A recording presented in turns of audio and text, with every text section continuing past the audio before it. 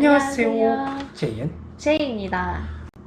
오늘 저희의 주제는 이제 곧 밴쿠버에 사시는 분들이라면 꼭 해야 할 일이 다가옵니다. 그는 바로 뭐죠? 텍스 신고. 이제 곧 밴쿠버에 사시는 분들은 세금 신고를 해야 되고, 그를 통해서 이제 뭐 돈을 더 내시는 분이 있을 수도 있고 아니면 돈을 받으실 수도 있는 분들이 있는데, 세금 신고와 관련된 팁을 말씀드릴까 합니다. 그건 바로 RRSP라는 건데요. 여기서 R은 Registered and R, Retirement S, Saving P. Plan 이라고 합니다. 쉽게 한국말로 바꾸면 아마 노후연금이라고 생각을 하시면 돼요. 은퇴한 다음에 사람들이 쓸 돈이 없잖아요. 그거를 미리 조금씩 계속 저축해 놨다가 노후에 쓸 수 있는 거죠. 그래서 말 그대로 노후연금이라서 지금은 못 쓰고 60세인가 65세 이후에만 그 저축했던 돈을 찾아서 사용할 수 있습니다. 이게 쉽게 생각하면 65세 이후에 써야 될 거 왜 지금 넣어놔야 돼? 이런 생각이 드시기도 할 건데요. 그런데 이 RRSP를 하시게 되면 좋은 점이 있습니다. 그래서 그거에 대해서 말씀을 드릴게요. 일단 첫 번째, 절세 효과가 있습니다. 여기서 절세 효과는 말 그대로 세금을 조금 덜 낼 수 있는데요. 지금 여러분께 BC주의 2022년도 텍스 브라켓을 보여드릴게요. 여기에 띄울 건데, 지금 현재 0불부터 43,070불까지는 텍스 브라켓이 5.06%고, 그 다음에 43,000불부터 86,000불까지는 7.7로 되어 있습니다. 근데 여기서 여러분이 만약에 한 45,000불을 벌었다 칠게요. 그럼 여러분의 텍스 브라켓은 7.7%가 됩니다. 근데 여기서 여러분이 2,000불 가량을 RRSP를 사신다면 여러분의 텍스 브라켓은 얼마가 되죠? 43,000불이 됩니다. 그렇죠. 그러면 여러분의 텍스 브라켓은 5.06%가 됩니다. 그렇죠. 이렇게 여러분의 텍스 브라켓이 낮춰지는 효과가 되고, 그를 통해서 세금 신고를 할 때도 돈을 조금은 덜 번 걸로 신고를 할 수 있는 거죠. 오. 그러면 만약에 돈을 더 많이 버신 분들이라면 분명히 텍스 브라켓이 올라가니까 그걸 낮추기 위해서 당연히 RRSP를 사는 게 좋겠죠? 특히 이렇게 브라켓 경계에서 얼마 차이 안 나게 만약에 연봉을 받았다고 하면 RRSP를 통해서 더 적은 세금을 낼 수 있는 게 정말 좋은 것 같아요. 그렇지. 만약에 내가 번 게 막 99,000불, 막 딱 10만 불이다. 근데 그렇게 낼 경우에는 한 2-3,000불만 사면 나의 퍼센테이지를 거의 2% 가까이 낮추는 거니까. 그치. 참. 그 2%가 진짜 크거든요. 근데 참고로 이거는 BC 주만 보여드리는 거고, 여기다가 또 연방 것까지 합쳐야 되니까 이거는 여러분이 만약에 텍스 신고를 하실 때는 연방 주가까지 확인을 하시고 RRSP를 사시는 게 좋을 것 같습니다. 네. 두 번째 좋은 점. 아까 노후에만 쓸 수 있다고 했잖아요. 근데 특별한 경우에 한해서 그 돈을 일정한 금액 정도를 뺄 수 있습니다. 이자 안 내고요. 맞아요. 이자가 없어요. 이게 가장 중요해요. 여러 가지 그 특별한 케이스가 있긴 하지만 가장 솔깃한 경우는 바로 퍼스트 홈 바이어 경우이지 않을까 싶네요. 처음 집을 샀을 때 그 RRSP에 내가 저축해둔 돈을 이자가 없이, 하지만 그 금액은 13년, 15년? 그 정도. 맞나? 그 정도에 남아서 그걸 갚아 나가야 되긴 하지만, 그래도 그 돈을 아예 65세에 찾는 게 아니라 내가 진짜 필요한 집을 살 때 필요할 때 그 돈을 빼서 이자 없이도 살 수 있다는 게 정말 좋은 점입니다.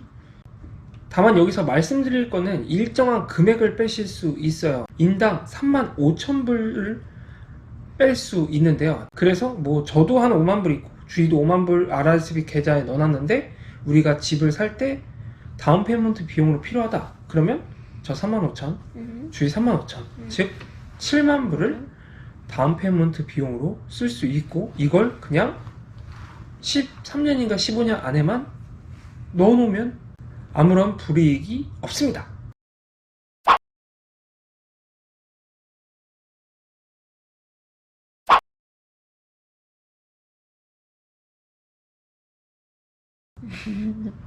그러니까 이게 어찌 보면 내가 아무리 저축한 돈이지만 그래도 대출의 의미잖아요.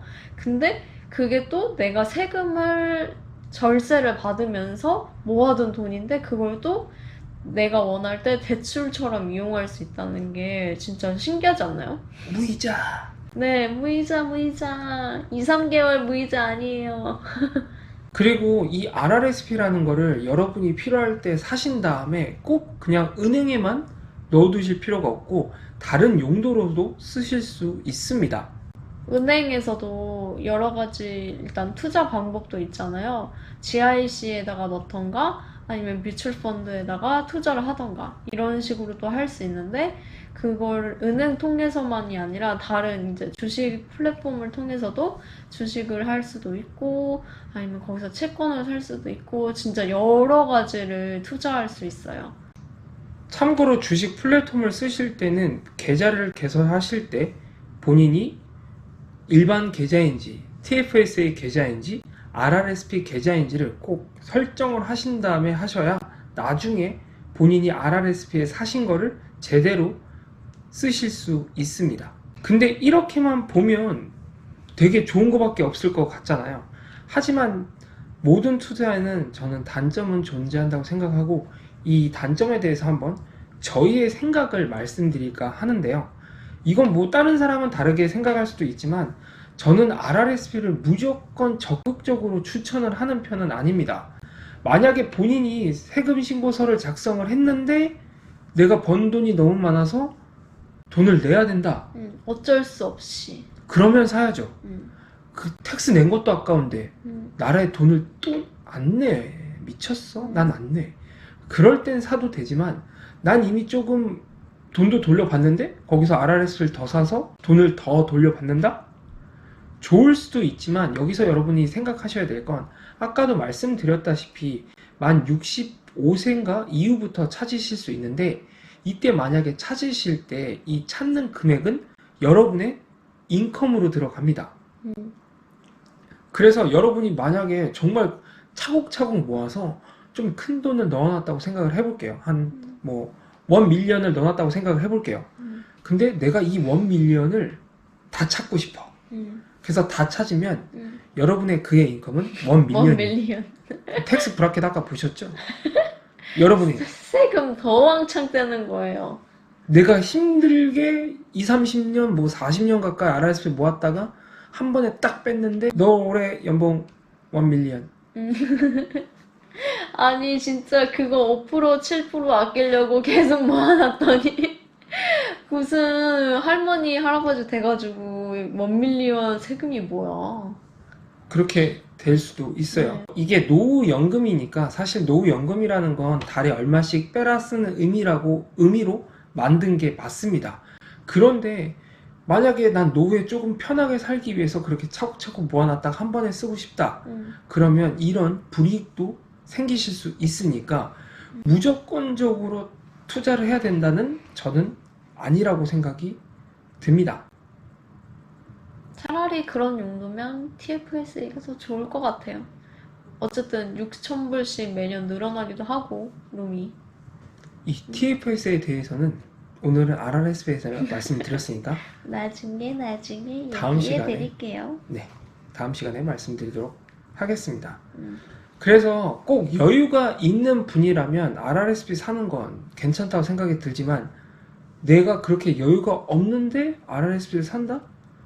이건 굳이 필요한가? 라는 생각이 저는 드네요.